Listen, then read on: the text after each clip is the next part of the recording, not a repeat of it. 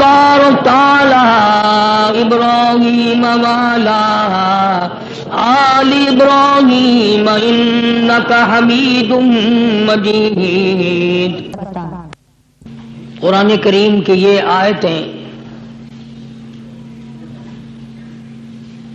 25ویں سپارے 26ویں سپارے کی پہلی سورت کی چند آیات ہیں۔ خداوند کریم نے ان آیات میں ایک گروہ کی، ایک طبقے کی، ایک جماعت کی، ایک نوع کے لوگوں کی تعریف فرمائی۔ یعنی اندازہ لگاؤ وہ کتنا متبرک گروہ ہوگا جس کی خود خدا تعریف کرے، وہ کتنے خوش نصیب لوگ ہوں گے کہ جن کی تعریف احکم الحاکمین اپنے کلام میں فرمائے۔ کتنے مقدروں والے وہ جوان ہوں گے، کتنے اللہ کے قریب ہوں گے، کیا کیا ان کی صفتیں ہوں گی، کیا ان کے عادات و اخلاق ہوں گے، کس طرح کی ان کی زندگی ہوگی جس زندگی پر اللہ تبارک و تعالی فخر فرماتے ہیں۔ حدیث میں آتا ہے، ارشاد ہے مدنی کریم صلی اللہ علیہ وسلم کا کہ بعض لوگ اللہ کی زمین پہ چلتے ہیں، بعض لوگ اللہ کی زمین پہ چلتے ہیں اور زمین اللہ سے یہ اجازت مانگتی ہے، پروردگار اگر اجازت ہو میں اس کو نگل جاؤں، میں نہیں چاہتی کہ اس کے منحوس قدم مجھ پہ پڑتے رہیں، اجازت ملے میں اس کو لقمہ بنا کر کے نگل جاؤں، اس کو زمین کی تہ میں لے آؤں۔ اور ایک اور ارشاد ہے حضور کریم صلی اللہ علیہ وسلم کا، یوں فرمایا کہ جب قوم کے اندر 3 چیزیں ہو جائیں، جب کسی قوم میں 3 عادتیں، 3 خصلتیں، 3 برائیاں پیدا ہو جائیں تو سرکار مدینہ صلی اللہ علیہ وسلم نے فرمایا وہ قوم پھر زمین کے اوپر بسنے کے لائق نہیں رہتی، اس قوم کو زمین کے اندر غرق ہو جانا چاہیے۔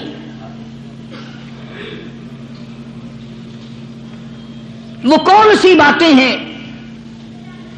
ارشاد فرمایا محمد عربی صلی اللہ علیہ وسلم نے کہ پہلی بات تو ان کی یہ ہے کہ جب قوم کے امیر لوگ، غنی لوگ، مالدار لوگ بخیل ہو جائیں،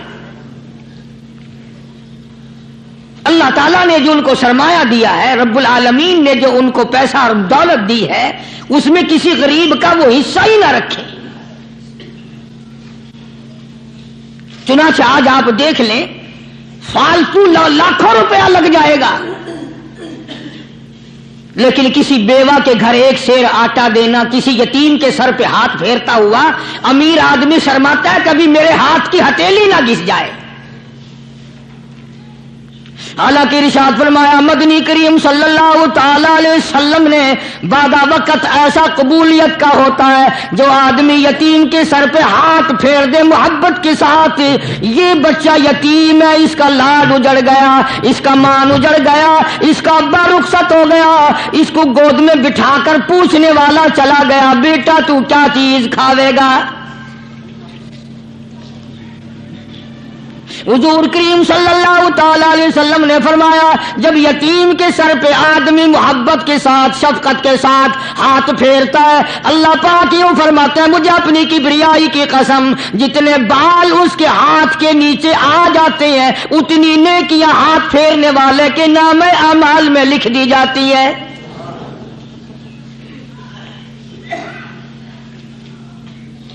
مگر ہمارے یہاں دستور نہیں، غریب کو مارو اور نیچا کرو اسے۔ جناب مدنی کریم صلی اللہ تعالی علیہ وسلم تشریف لے جا رہے ہیں، راستے میں کچھ بچوں کو کھیلتے ہوئے آپ نے دیکھ لیا، بڑے خوشی سے چھلانگے لگا رہے ہیں، بچے کھیل رہے ہیں، ایک بچہ دیوار کے ساتھ بالکل مونچھا غمزدہ پریشان کھڑا ہے۔ حضور کریم صلی اللہ تعالی علیہ وسلم کی نگاہ مبارک اس بچے پہ پڑ گئی. آپ نے قریب تشریف لا کر اس سے پوچھا، او بچے، سارے بچے کھیل رہے ہیں، تو کیوں نہیں کھیلتا؟ کہنے لگا میرا کھلانے والا دنیا سے چلا گیا، کیسے کھیلوں؟ ابا نہیں، اماں نہیں، ہر وقت پریشان رہتا ہوں، لوگوں کے دروازوں پہ چوکھٹوں پہ دھکے کھاتا ہوں. آپ مدنی کریم صلی اللہ تعالی علیہ وسلم نے رحمت والے ہاتھ سے اس یتیم کی انگلی پکڑی اور اپنی ساتھ پیار کرتے ہوئے تشریف لے آئے. فرمایا جناب عائشہ صدیقہ رضی اللہ تعالی عنہا سے، اللہ والی، آج اللہ پاک نے تجھے بڑی غنیمت بخشی ہے، بڑی دولت دی ہے، عید کا دن ہے، میں عید کی نماز کے لیے جا رہا تھا، بچے سارے خوشیاں منا رہے تھے، یہ بچہ دیکھا میں نے بڑا غمزدہ کھڑا تھا، بڑا پریشان کھڑا تھا.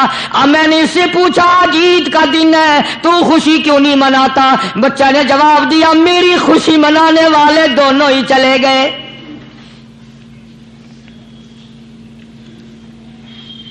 آج اللہ نے یہ موقع بخشا ہے، اسے نہلا دھلا، اس کو نئے کپڑے پہنا. معصوم بچے کے سر پہ ہاتھ پھیرتے ہوئے فرمایا بیٹا گھبرانا، یہ عائشہ صدیقہ تیری اماں ہے، میں محمد الرسول اللہ آج سے تیرا ابا بن گیا ہوں.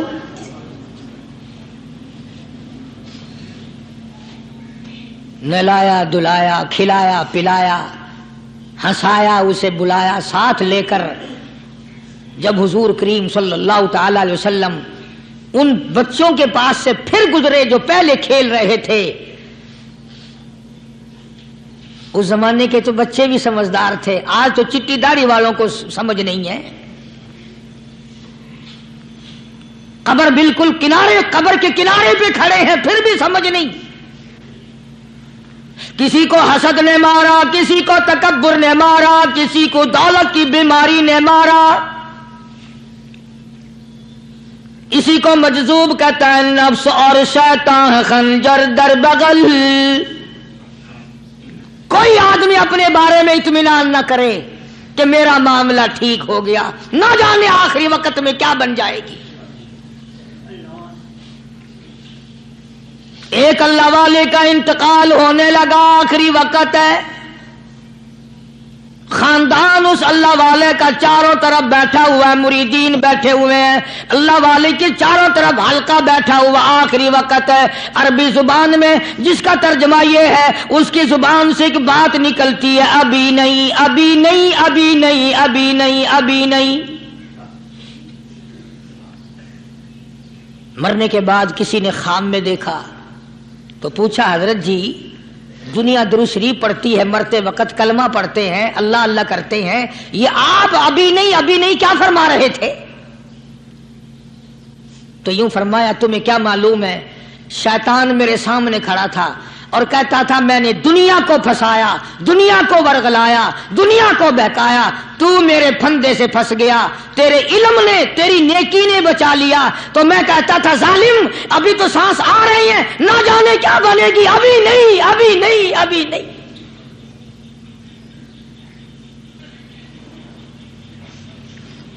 اسی کو مجذوب کہتا ہے، کیا معلوم کیا بن جائے گا، کس حال میں دم نکلے گا، رات کو کیا ہو جائے گا، دن کو کیا بن جائے گا. فرمایا نفس اور شیطان ہے خنجر در بغل، نفس اور شیطان ہے خنجر در بغل، وار ہونے کو ہے اے غافل سنبھل. آیا دشمن کا وار. 4 نمازیں پڑھی، باقی ساری دنیا کافر نظر آنے لگ جاتی ہے. میں نمازی ہوں، یہ سارے بے ایمان پھرتے ہیں. شیطان پیدا کرتا ہے یہ چیزیں. اگر اللہ نام پہ تھوڑی سی کبھی خیرات کر دی تو بہانے بہانے لوگوں کے سامنے ذکر ہو رہا ہے، اجی آج کل تو ہمارے کاروبار نہیں، ورنہ انشاءاللہ فلاں مسجد جو ہے نا یہ ہم نے بنائی تھی. بہانے بہانے بتانا. اسی لیے مجذوب کہتا ہے گھبرایا نہ کر اور اپنے آپ کو اطمینان نہ دلایا کر. کہتا نفس اور شیطان ہے خنجر در بغل، وار ہونے کو ہے اے غافل سنبھل. چلا شیطان کا خنجر، چلا شیطان کا خنجر، لگایا اس نے دو، لگایا اس نے دو۔ لوگوں کا خیال یہ ہے کہ شیطان صرف وہ، شیطان کے بہکائی میں وہ آدمی آتا ہے جو کسی کو قتل کر دے۔ لوگوں کے نزدیک صرف زنا کرنا گناہ ہے، قتل کرنا گناہ ہے، چوری کرنا گناہ ہے، ڈاکہ مارنا گناہ ہے، اور چوتھی چیز گناہ ہی کوئی نہیں۔ حضرت عثمان غنی ذی النورین رضی اللہ تعالی عنہ کی مبارک مجلس ہے، صحابہ کرام کا دور ہے، نبی کا دوہرا داماد، مجلس ہے عثمان ذی النورین کی۔ ایک آدمی مجلس میں آ کے بیٹھا، حضرت عثمان کی مجلس میں ایک آدمی آ کے بیٹھا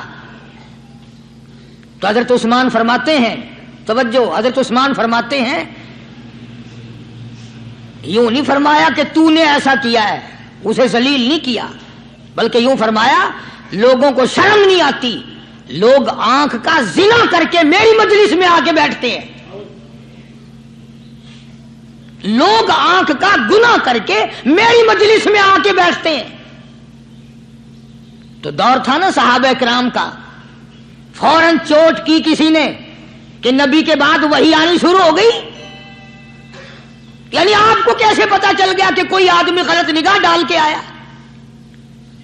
اس کی رستے میں نظر کہیں غلط پڑی تھی آنے والے کی، آپ کو کیسے پتا چلا؟ یعنی بات کرنے والے کو بھی دیکھو اور پھر چوٹ کرنے والے کو بھی دیکھو۔ تو حضرت عثمان رضی اللہ تعالیٰ عنہ نے فرمایا، بھائی پاک مجلس میں اگر ایک تولا بھی کوئی پخانہ لے کر آ جائے تو بدبو تو آ ہی جائے گی نا۔ صحابہ کی پاک مجلس میں اگر کوئی آنکھ کا زنا بھی کر کے آیا، فرمایا مجلس کے اندر بدبو پھیل گئی۔ تو اللہ والوں کی مجلسیں اور اللہ والوں کی رفاقت ایک بہت بڑی چیز تھی، کبھی لوگ حاصل کیا کرتے تھے، اب تو ہر آدمی پیر ہے، ہر آدمی لیڈر ہے، ہر آدمی چودھری ہے، ہر آدمی بڑا بنا ہوا ہے، چھوٹا ہم میں کوئی ہے ہی نہیں۔ اور ان ولیوں کی بھی الگ الگ بچاروں کی رمزیں ہوتی ہیں۔ علماء کرام نے لکھا ہے، حضرت خواجہ باقی باللہ رحمت اللہ علیہ دلی میں مزار ہے، بہت بڑے بزرگ گزرے ہیں۔ دیکھو میں ذکر خیر کر رہا ہوں نا، کئی لوگ تمہیں نکلتے ہوئے ٹانگے والے، گھوڑے والے، رکشے والے کہتے ہیں قاری علی ولیوں کو نہیں مانتا۔ میں یہ ذکر خیر ولیوں ہی کا تو کر رہا ہوں۔ بات صرف اتنی ہے، تمہیں اچھی لگے یہ بری لگے، میں ننگوں کو نہیں مانتا۔ میرے نزدیک ولی وہ ہے جس کی رگ رس سے، نس نس سے، خون کے قطرے قطرے سے، ہر ادا سے، ہر سنت سے، ہر طریقے سے محمد عربی صلی اللہ علیہ وسلم کی سنت زندہ ہوتا ہو۔ میں اس کو ولی نہیں مانتا جو کپڑوں سے ننگا پھرتا ہو۔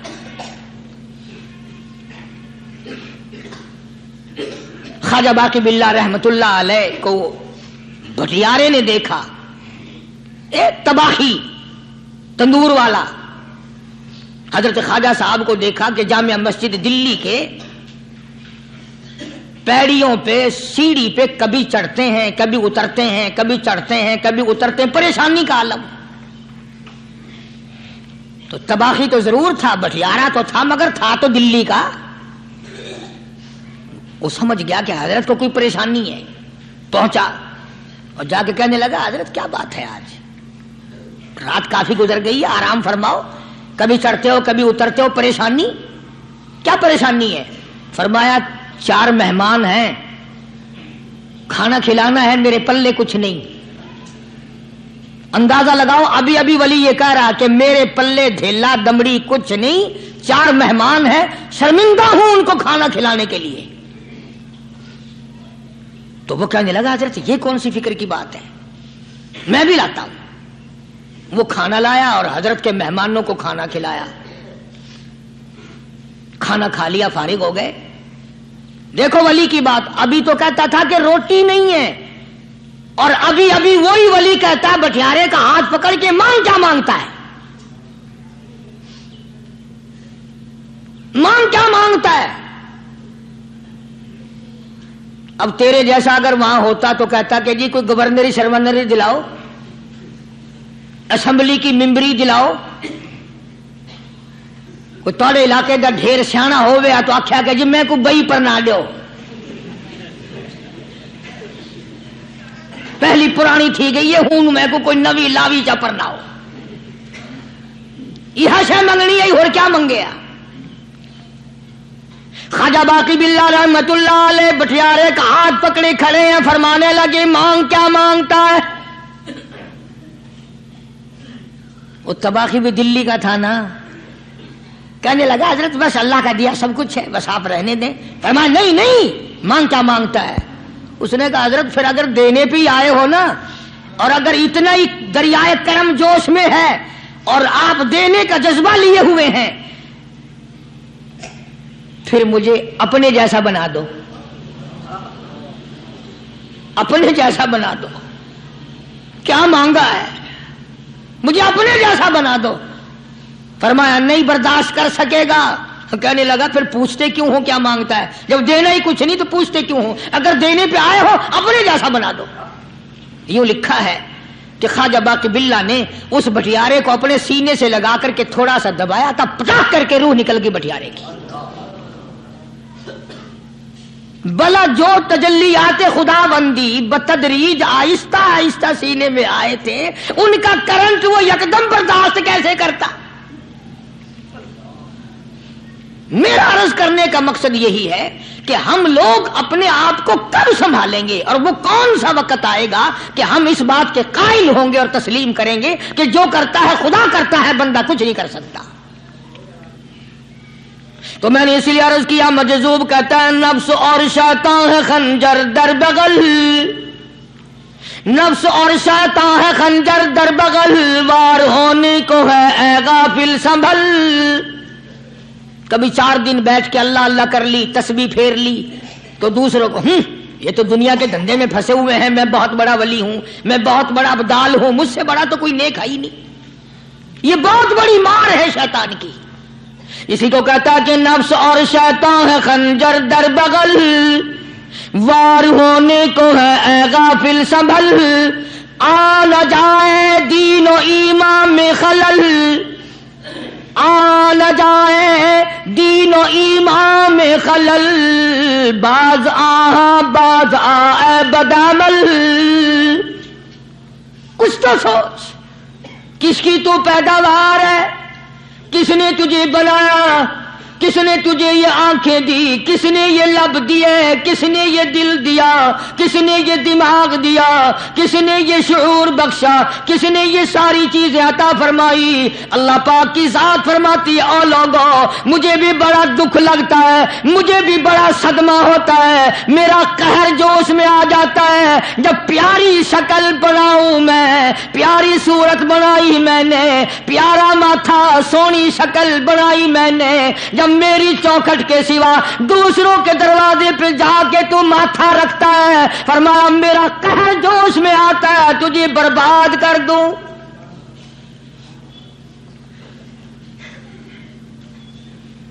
سب کچھ میں نے دیا، سب کچھ میں نے بخشا، اور پھر بھی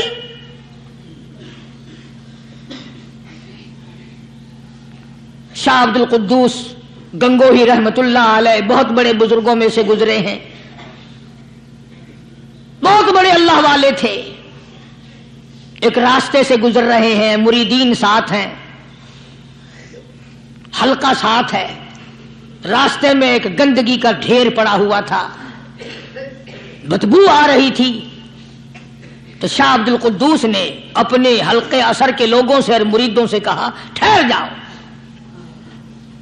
حالانکہ لوگ ناک پہ کپڑا رکھ کر جلدی گزرنا چاہتے تھے، بدبو سے بچنے کے لیے تیز رفتار وہاں سے گزرنا چاہتے تھے، مگر شیخ کے کہنے پر کھڑے ہو گئے۔ شکر ہے تم نہ تھے، تم جیسے وہاں مرید بھی نہیں تھے، ورنہ کہتے کہ اے پھٹ گیا شیخ ہے نو تو پتہ ہی نہیں لگتا برائی دا چنگائی دا، گندگی دے پہ کولساں کو کھڑائی کھڑے۔ شاہ عبد القدوس رحمت اللہ علیہ گنگوئی رحمت اللہ علیہ نے فرمایا او لوگو، یہ گندگی، یہ پخانہ، یہ افولت والی چیز تمہیں ایک سبق دے رہی ہے۔ وہ بڑے حیران ہوئے کہ گندگی سبق دے رہی ہے کہ ہاں یہ بدبو کا ٹھکانہ، یہ سبق دے رہا کہ ہاں یہ ایک سبق تمہیں پڑھا رہا ہے۔ اور وہ کیا؟ شیخ فرمانے لگے یہ گندگی تم سے کہتی ہے او لوگوں، کل سے پہلے میں مٹھائی کی صورت میں حلوائی کی تھال میں رکھا ہوا تھا، جو دیکھتا تھا اس کے منہ میں پانی آ جاتا تھا، حلوے کی صورت میں تھا، جلیبی کی صورت میں تھا، امرتی کی صورت میں تھا، اور اے گندگی کا ڈھیر لوگوں تم سے یہ کہتا ہے کل میں فروٹ والے کی ٹوکری میں رکھا ہوا تھا، اناج کی شکل میں تھا، غلے کی شکل میں تھا، پھل کی شکل میں تھا، فروٹ کی شکل میں تھا، مٹھائی کی صورت میں تھا، جو مجھے دیکھتا تھا اس کو میں پیارا لگتا تھا، میری چاہت معلوم ہوتی تھی، میری ضرورت معلوم ہوتی تھی، جو دیکھتا تھا منہ میں پانی آ جاتا تھا۔ او انسان، ایک رات تیرے پیٹ میں جانے کا اتفاق ہوا، او انسان آ دیکھ لے میرا کیا حال بن گیا۔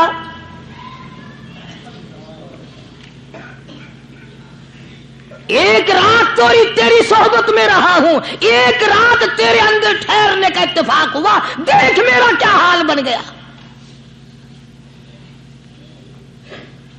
ہر شخص مجھ سے نفرت کرتا ہے، مجھ سے بدبو کی وجہ سے نفرت کرتا ہے، ناک پہ کپڑا رکھتا ہے، میرا کیا حال بن گیا۔ اور بندے تجھے 40 50 60 سال گزر گئے، تو نے اپنے اندر خوشبو پیدا کرنے کی کوشش نہ کی، تیرا کیا حال بنے گا۔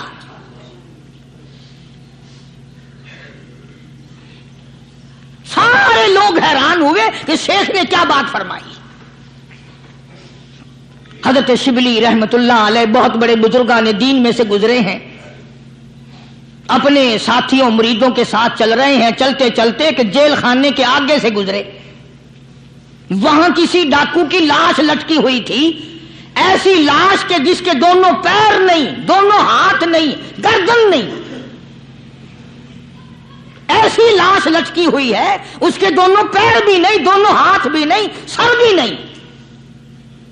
تو حضرت شبلی رحمت اللہ علیہ نے جا کر اس لاش کو جس کے پیر ہاتھ نہ تھے، گردن نہ تھی، بوسا دیا، چوما اسے۔ تو سارے مرید کہنے لگے حضرت جی یہ کسی ولی کی لاش تو ہے نہیں، یہ تو سراسر نظر آتی ہے کسی بدماش کی ہے، ہاتھ بھی کٹ گئے، پیر بھی کٹ گئے، گردن کٹا بیٹھا۔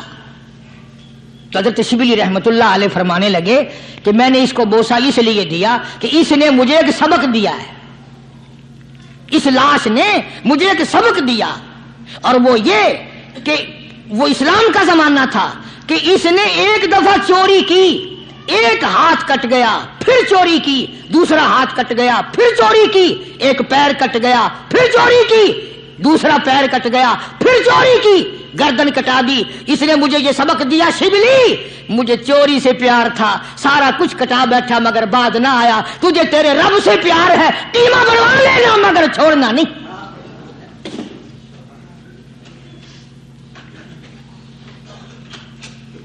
آج ہم اپنی زندگی کا محور آخر کبھی تو چیک کریں۔ نوجوانوں، پڑھنے والوں، سوچو تو صحیح کہ ہماری سمت کدھر کو ہے، ہمارا رخ کدھر کو ہے، سوچ ہماری کیا ہے، رفتار ہماری کیا ہے، اور ہم جا کس طرف کو رہے ہیں۔ اسی کو مجذوب کہتا ہے کہ قدم سوئے مرکز، نظر سوئے دنیا، قدم سوئے مرکز، نظر سوئے دنیا، کدھر جا رہے ہو کدھر دیکھتے ہو۔ روزانہ قدم بقدم قبر کے قریب ہو رہے ہیں، قبر کے نزدیک آ رہے ہیں، ایک ایک قدم ہمارا آگے سے آگے، آگے سے آگے بڑھ رہا ہے، اور نظر ہماری اوپر اوپر چلی جا رہی ہے، اس سے بڑا بن جاؤں، اس سے بڑا بن جاؤں، اس سے بڑا بن جاؤں۔ حضرت شیخ عطار فرید الدین رحمت اللہ علیہ بہت بڑے بزرگان دین میں سے گزرے ہیں، اسی بات کو نقشہ کرتے ہوئے فرماتے ہیں کہ مرد راہ راہ بوریا قالین بود، مرد راہ راہ بوریا قالین بود، زاں کے خستش عاقبت بالین بود۔ اللہ والے کے لیے یہ چٹائی، یہ کھجور کی چٹائی قالین ہے، غلیچہ ہے، صوفہ سٹا ہے، یہی تخت شہنشاہی ہے۔ کیوں؟ اس لیے کہ آخر کار سرانہ جو ہے وہ کچی مٹی کا بننا ہے۔ اور شیخ نے بڑی عجیب بات کہی آگے چل کر، کہتا ہے کہ خرقہ پشمینہ را بردوش کن، خرقہ چاشمی نارا بردوش کن شربت ادنا مرادی نوش کن. پرانی گدڑی پرانا کپڑا جو ہے تو اس کو اپنے لیے غنیمت جان، نہ جانے نوا کپڑا آیا نہیں اور تیری زندگی کو فنا ہو جائے. یہی نظر تھی ان حضرات کی. جناب ابو بکر صدیق سبقت رضی اللہ تعالی عنہ خلیفہ بلا فصل ہیں، امیر المؤمنین ہیں، مدنی کریم صلی اللہ تعالی وسلم کے جانشین ہیں، حضور کے سسر ہیں. آخری وقت ہے جناب ابو بکر صدیق رضی اللہ تعالی عنہ کا، بالکل آخری وقت ہے. چنانچہ حضرت عائشہ صدیقہ رضی اللہ تعالی عنہا کے ہاتھ میں صدیق اکبر نے ایک کپڑا دیکھا، ایک نیا کپڑا دیکھا تو فرمایا بیٹی عائشہ یہ کیا ہے؟ فرمانے لگی ابا میں نے کفن کا کپڑا منگوا لیا، نہ معلوم کس وقت ضرورت پیش آ جائے گی، نہ جانے کس وقت کام آ جائے گا. یعنی آپ کا وقت ہمیں قریب معلوم ہوتا ہے. جناب ابو بکر صدیق رضی اللہ تعالیٰ عنہ نے فرمایا عائشہ ہرگز اجازت نہیں، مجھے نیا کفن پہنانے کی کوئی ضرورت نہیں، مجھے نیا کفن دینے کی کوئی ضرورت نہیں، میری طرف سے قطعی تجھے اجازت نہیں. عرض کرنے لگی ابا جان اب تو میں نے منگوا لیا، اب تو میں نے خرید لیا، اسی ارادے سے خریدا ہے، اسی ارادے سے منگوایا ہے، آپ اجازت دے دیں. رونے لگے. فرمایا عائشہ ہوئی تو ام المومنین میں سے ہے، تو نبی پاک صلی اللہ علیہ وسلم کی گھر والی ہے، اور تیری جھولی میں قرآن اترتا تھا، تیری جھولی میں حضور کی وفات ہوئی ہے، تیرے حجرے میں وفات ہوئی ہے، تیری گود میں حضرت کی وفات ہوئی ہے. تو بتا کہ کالی کملی والے صلی اللہ علیہ وسلم کا لباس کیسا تھا؟ آج اس چٹخ پٹخ میں تباہی پھیر دی. اور تو بعد آؤ نہ تباہی پھیرو. ہر روز نئے سوٹ نئے کپڑے اور اگلی جہان کی تیاری قطعی نہیں. بڑی عجیب بات کہی کسی نے، کہتا منہ دیکھ لیا آئینے میں. شیشہ دیکھتی ہیں نا عورتیں، آج کل نوجوان عورتوں سے بھی زیادہ شیشہ بار بار دیکھتے ہیں. کہتا منہ دیکھ لیا آئینے میں، منہ دیکھ لیا آئینے میں، اور داغ نہ دیکھا سینے میں. منہ دیکھ لیا آئینے میں اور داغ نہ دیکھا سینے میں، کیا خوب لگا دل جینے میں، کیا خوب لگا دل جینے میں، مرنے کو مسلمان بھول گئے. اور لوگوں کبھی تو سوچ لیا کر، آج چہرے کی صفائی ہے، کپڑے کی صفائی ہے، بدن کی صفائی ہے، بالوں کی صفائی ہے، مگر دل پلیتی سے بھرا پڑا ہے. اس میں صفائی کب آئے گی؟ وہ کون سا وقت ہوگا کہ تیرا دل شرک سے پاک ہوگا، بدعت سے پاک ہوگا، محمد عربی صلی اللہ علیہ وسلم کی بغاوت سے تیرا دل پاک ہوگا، اور تجھے شرم نہ آئے گی یہ منہ لے کر آقا کے دربار میں تو شفاعت کے لیے جائے گا.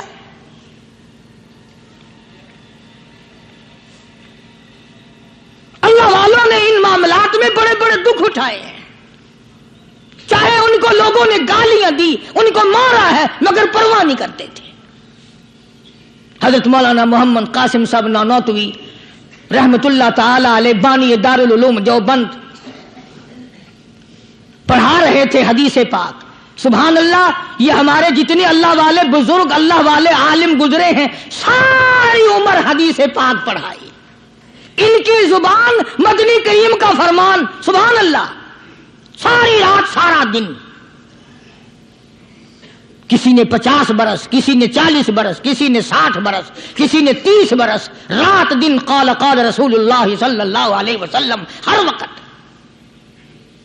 تو مولانا نانوتوی کی کسی نے چگلی کری، انگریز گورنمنٹ تھی کہ اس نے تمہارے خلاف چھاونی بنائی ہے، یہ جو اس نے مدرسہ بنایا یہ تمہارے خلاف سازش ہے. مسلمان افسر تو یوں ہی دستخط کر دیتا ہے نا اندھا ہو کے, کبھی نہیں فائل پڑے گا کہ اس میں ہے کیا, چاہے خود اس افسر کی پھانسی پہ دستخط کروا لو. انگریز پھر ہوشیار تھا, انہوں نے کہا اچھا ہم انکوائری کریں گے.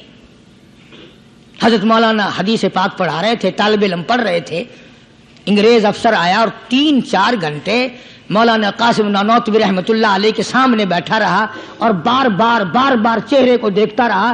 جا کے رپورٹ دی کافر انگریز نے, کہنے لگا میں وہ چہرہ دیکھ کر آیا ہوں جو جھوٹ بولنے والا چہرہ نہیں, میں وہ چہرہ دیکھ کر آیا ہوں جو جھوٹ بولنے والا چہرہ اور منہ نہیں. دشمن اعتراف کرتا ہے, دشمن اقرار کرتا تھا. علامہ انور شاہ کشمیری رحمت اللہ علیہ سہارنپور کے اسٹیشن پہ, ریلوے اسٹیشن پہ ٹکٹ لینے کے لیے کھڑکی کے سامنے آئے اور ٹکٹ کلرک کو پیسے دیے, اس نے ٹکٹ دیا, حضرت کو ٹکٹ دے کر پچھلی طرف سے گیٹ ہوتا ہے دوڑ کر آیا اور آ کے کہنے لگا مولانا, ہندو تھا وہ, مولانا میں نے آپ کو ریل گاڑی کا ٹکٹ دے دیا, آپ مجھے جنت کا ٹکٹ دیں, کلمہ پڑھاؤ مجھے کلمہ پڑھاؤ. حضرت شاہ صاحب نے پوچھا کہ بھائی تجھے کیا چیز نظر آئی؟ کہنے لگا جی دیر نہ کرو, جب کھڑکی میں سے آپ کی شکل نظر آئی نا, جو خدا اتنے حسین اتنی بہترین صورت بنا سکتا ہے وہ خود کتنا حسین ہوگا.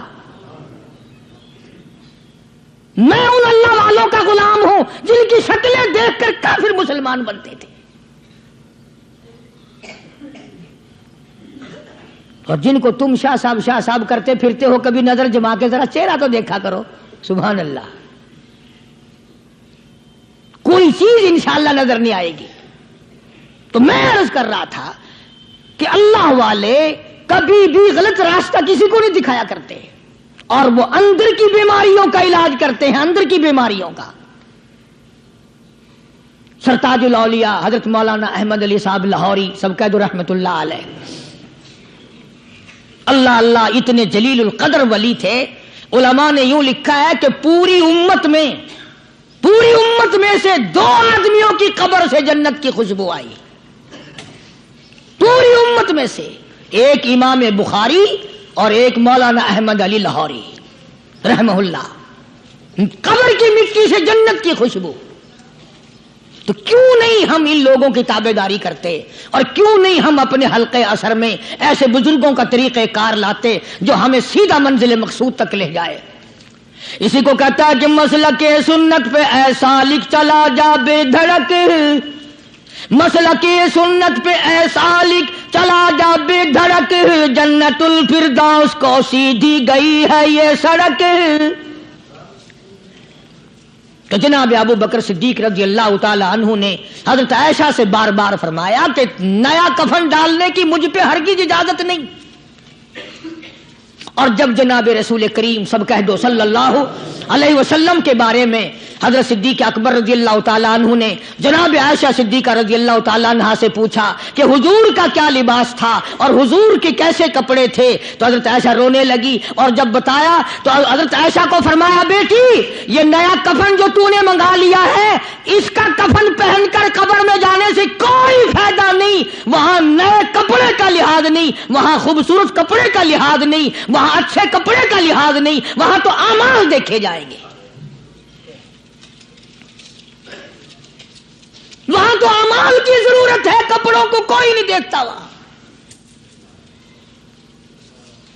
جانشین پیغمبر فرماتے ہیں عائشہ یہ کپڑا سنبھال کر رکھ لے, مدینے کی کسی بیوہ کا دوپٹہ بن جائے گا, کوئی پردہ کر لے گی, مدینے کے کسی یتیم کا کرتا بن جائے گا. میں کل نیا کفن لے کر جاؤں مجھے کیا فائدہ ہوگا؟ دعا کر کہ میں اپنے محبوب حضور کریم صلی اللہ علیہ وسلم کے دربار میں جب جاؤں تو مجھے شرمندگی اٹھانی نہ پڑے. چنانچہ حضرت ابو بکر صدیق رضی اللہ تعالی عنہ کو وہ کفن نیا نہیں دیا گیا.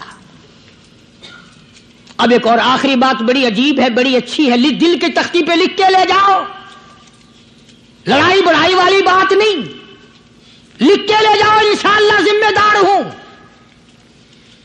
جناب فاطمہ الزہرا رضی اللہ تعالی کی لخت جگر، نبی کی نور نظر، حسنین کریمین کی اماں علی مرتضی رضی اللہ تعالیٰ عنہ کی گھر والی فوت ہو گئی، وفات پا گئی، انتقال فرما گئی۔ جب قبر میں جناب خاتون جنت رضی اللہ تعالی عنہا کو اتارنے لگے، حضرت ابو ہریرہ رضی اللہ تعالی عنہ نبی کا دیوانہ یوں قبر پہ کھڑا ہو گیا،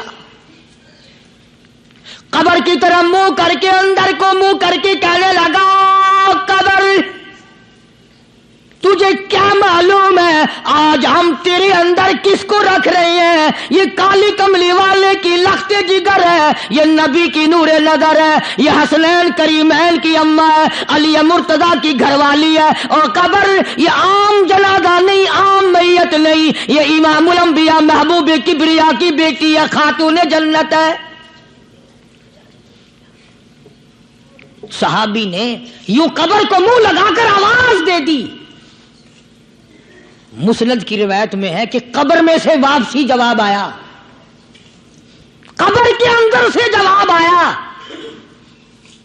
او دیوانے او پروانے، یہ قبر ہے تخت شہنشاہی نہیں، یہ قبر ہے ایوان صدر نہیں، یہ قبر ہے بڑی دنیا کا کوئی ٹھکانہ اور مقام نہیں، یہ وہ جگہ ہے جہاں یہ بتانے کی کوئی ضرورت نہیں بیٹی کس کی ہے، اماں کس کی ہے، گھر والی کس کی ہے، یہاں تو جھولی دیکھی جائے گی، اگر اعمال اچھے ہیں کوئی بھی ہو جنت ملے گی، اور اگر اعمال اچھے نہیں پھر چاہے نوح علیہ السلام کی بیوی کیوں نہ ہو، لوط علیہ السلام کی بیوی کیوں نہ ہو، کالی کملی والے کا سگا چچا کیوں نہ ہو، ابراہیم علیہ السلام کا ابا کیوں نہ ہو، آبادائی برباد کر کے رکھ دیے جائیں گے۔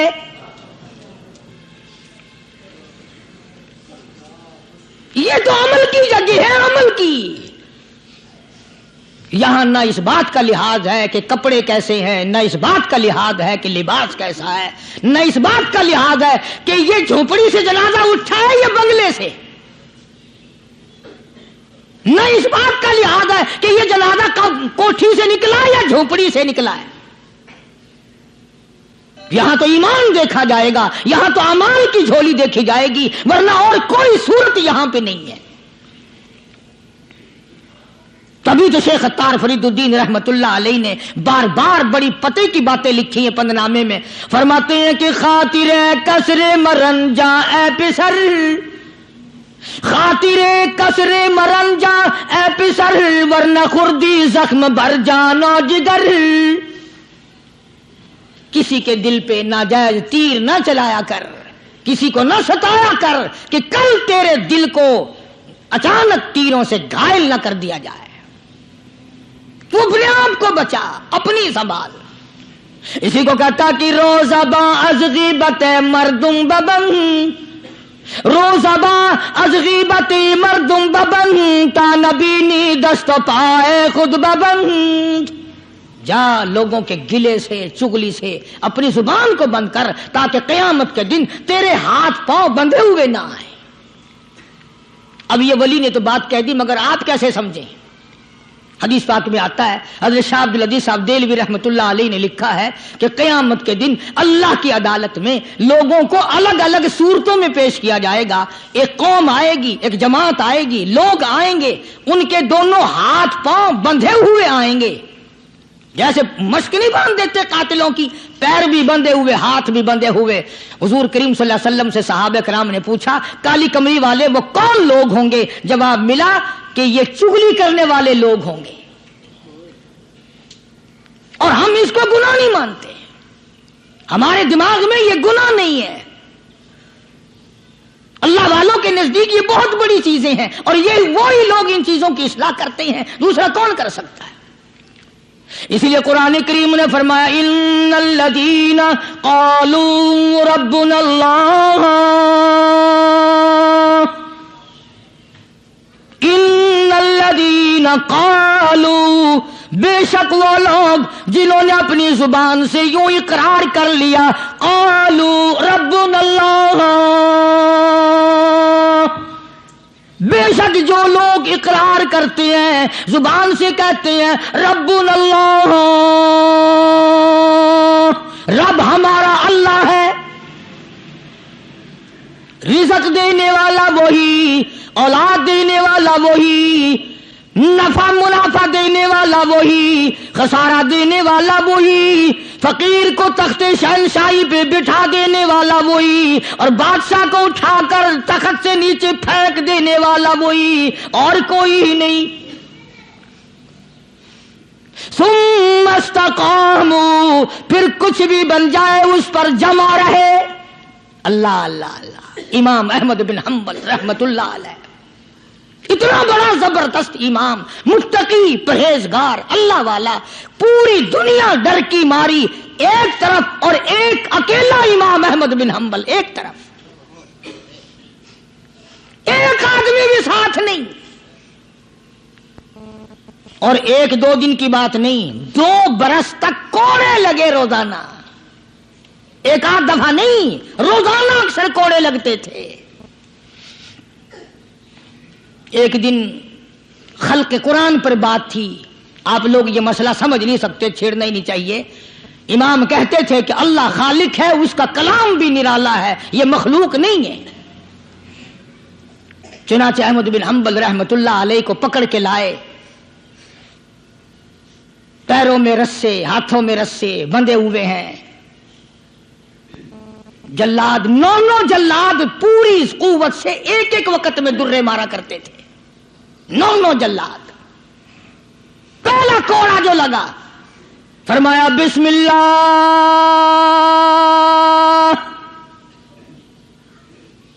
دوسرا کوڑا پڑا، فرمایا الحمدللہ،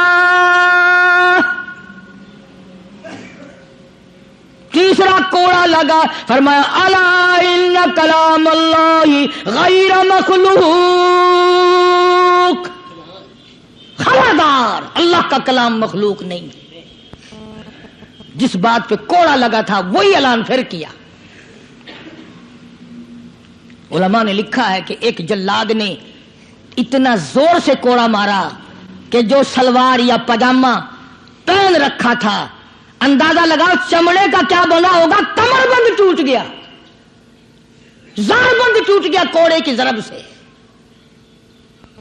اگر آپ کی توجہ ہے اور ان حضرات کو کچھ سمجھ سکتے ہو، علماء نے لکھا ہے کہ جب کمر بند ٹوٹا، زار بند ٹوٹا، احمد بن حنبل کے ہاتھ پیر بندھے ہوئے ہیں، یوں آسمان کی طرف نگاہ اٹھائی، الہی تیرے قرآن کی وجہ سے مار کھاؤں، تیری عزت کا واسطہ، تیرے قرآن کی آبرو ہے، یا اللہ ان لوگوں کے سامنے ننگا نہ کر۔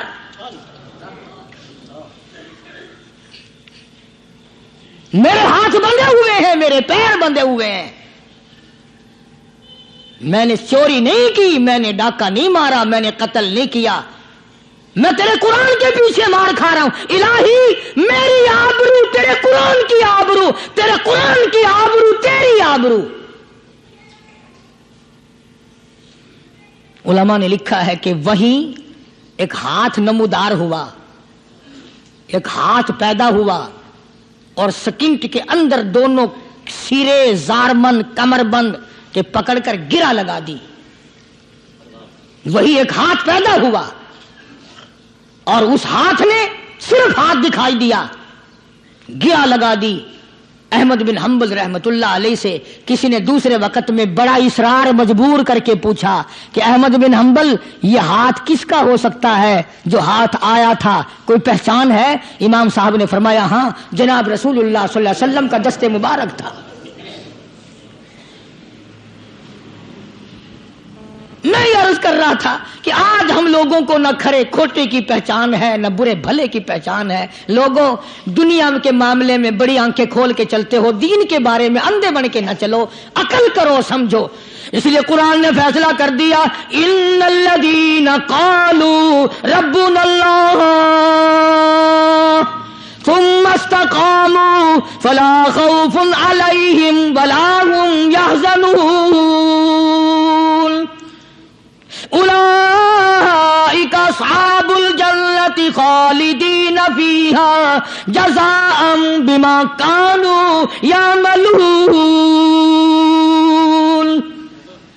یہی لوگ جنتی ہیں. اللہ فرماتے ہیں میں ان کے اعمال کے بدلے ان کو بڑے اچھے اچھے عطا کروں گا. یہ تھا ان آیتوں کا حاصل اور ترجمہ جو میں نے ذکر کر دیا. اللہ تبارک و تعالی ہم سب کو اللہ والوں کی مجلس نصیب فرمائے, اللہ والوں کی باتیں نصیب فرمائے, ان پہ عمل کرنے کی توفیق عطا فرمائے. وآخر دعوانا ان الحمدللہ رب العالمین. دو اعلان سن لیجئے دعا سے پہلے. ابھی نماز جمعہ کے بعد وقت کے بہت بڑے عالم شیخ الحدیث جنہوں نے ساری زندگی مدنی کریم صلی اللہ علیہ وسلم کی حدیث پاک پڑھانے میں گزار دی, جناب مفتی عبداللہ صاحب رحمۃ اللہ علیہ کا انتقال ہو گیا. خیر المدارس میں 4:15 بجے خیر المدارس میں جنازہ ہوگا. تمام حضرات شرکت فرما کر ثواب دارین حاصل کریں. مفتی عبداللہ صاحب بہت بڑی عظیم شخصیت تھی, بہت اللہ والے تھے, ساری عمر دینی مشغلہ رہا, دین کی تعلیم دی, مکہ مکرمہ میں جا کر کے پڑھا رہے تھے, تکلیف ہوئی واپس تشریف لے آئے, آج رات ان کا انتقال ہو گیا. انا للہ و انا الیہ راجعون. دوسرا اعلان یہ ہے, کل شام کو انشاءاللہ ڈبل پھاٹک کی طرف چوک لیاقت آباد کے پاس مدرسہ حقانیہ میں سیرت النبی صلی اللہ علیہ وسلم کے نام عنوان پر جلسہ ہوگا. میں وہاں جاؤں گا, انشاءاللہ بیان ہوگا. تمام حضرات تشریف لائیں, کوشش کر کے اپنے ساتھ ساتھیوں کو بھی لائیں اور خود بھی تشریف لانے کی کوشش. کل رات عشاء کی نماز کے بعد چوک لیاقت آباد ڈبل پھاٹک کے قریب پرانا شوج آباد روڈ, وہاں ایک مدرسہ ہے, اس میں جلسہ ہوگا. زیادہ سے زیادہ تشریف لانے کی کوشش کریں. اللہ عمل کی توفیق عطا فرمائے اور اللہ پاک ہم سب کو پر اپنا فضل و کرم فرمائے. بسم اللہ الرحمن الرحیم. اللہم صلی وسلم وبارک علی سیدنا و مولانا محمد النبی الامی الہاشمی وعلی آلہ واصحابہ برۃ الکرام. قاری محمد ادریس صاحب ہیں, ان کی بیوی فوت ہو گئی ہے, ان کے لیے بھی دعا کرو. 1 مہینے کا علاج جائے کہ میرے بھائی کا ایکسیڈنٹ ہو گیا ہے, اس کے لیے بھی دعا کرو. اللہ تعالیٰ اللہ تبارک و تعالی جناب مفتی صاحب کو جوار رحمت میں جگہ عطا فرمائے, جنت الفردوس میں جگہ عطا فرما. ہمارے سارے بزرگوں کو جنت الفردوس میں جگہ عطا فرما. ہمارے اساتذہ استاد جنہوں نے ہمیں دین پڑھایا, یا اللہ سب کے درجے بلند فرما, مشائخ کے درجوں کو بلند فرما. ہم سب کے والدین کی مغفرت فرما, سب کے عزیز و اقربا کی مغفرت فرما. قاری محمد ادریس صاحب کی اہلیہ انتقال فرما گئی, اللہ تعالیٰ مرحومہ کی قبر کو جنت کا باغ بنائے. ایک مائی ہے, اس کے بھائی کا ایکسیڈنٹ ہو گیا, میرے بھی پھپھی کے لڑکے کا ایکسیڈنٹ ہوا, اب تک نشتر میں ہے. یا اللہ سب کو صحت کاملہ عطا فرما, سارے بیماروں کو شفا عطا فرما, سب کے دکھ دردوں کو دور فرما. یا اللہ سب کے روزی رزق میں برکت عطا فرما, سب کے کاروبار میں فصل میں برکت عطا فرما. کئی ساتھی بیمار ہیں, کئیوں نے مجھے کہا یا اللہ سب کے دکھ دردوں کو دور فرما, سب کے روزی رزق میں برکت عطا فرما. یا اللہ سب کو خسارے والے کاروبار سے بچا. یا اللہ ہم سب کی جان مال عزت آبرو اور ایمان کی حفاظت فرما. یا اللہ اس مسجد کو آباد کرنے والوں کو آباد فرما, اس کو چمکانے والوں کو چمکا, اس کو بنانے والوں کو دین و دنیا میں بنا دے. یا اللہ اسے قیامت تک دین کا سرچشمہ بنا. اس مدرسے کے خدمت گزاروں کے مال و جان برکت عطا فرما. یا اللہ پوری دنیا میں اسلام کا چرچا فرما, اور تبلیغی جماعت جہاں جہاں بھی کام کر رہی ہے یا اللہ غیب سے نصرت اور اعانت فرما. اور جتنے اپنے گھر بار چھوڑ کر نکلے ہوئے ہیں سب کو قدم قدم پہ شرف قبولیت عطا فرما, پوری دنیا کے لیے ہدایت کا ذریعہ بنا, کلمے اور ایمان والی موت عطا فرما. یا اللہ ہم سب کی مشکلوں کو آسان فرما, سب کی پریشانیوں کو دور فرما. ہم سب کی اولاد کو نیک اور نمازی بنا, ہمارے گھروں کو نماز اور قرآن سے آباد فرما. یا اللہ جب دم آخری ہو تو کلمہ نصیب فرما, ایمان کی دولت عطا فرما. یا اللہ ہم سب کو دین و دنیا میں سعادت عطا فرما, سرفرازی عطا فرما, قبر حشر کے عذاب سے ہم سب کی حفاظت فرما. ربنا تقبل منا انک انت السمیع العلیم وتب علینا انک انت التواب الرحیم. صلی اللہ علی حبیبہ محمد وعلی آلہ واصحابہ اجمعین برحمتک یا ارحم الراحمین.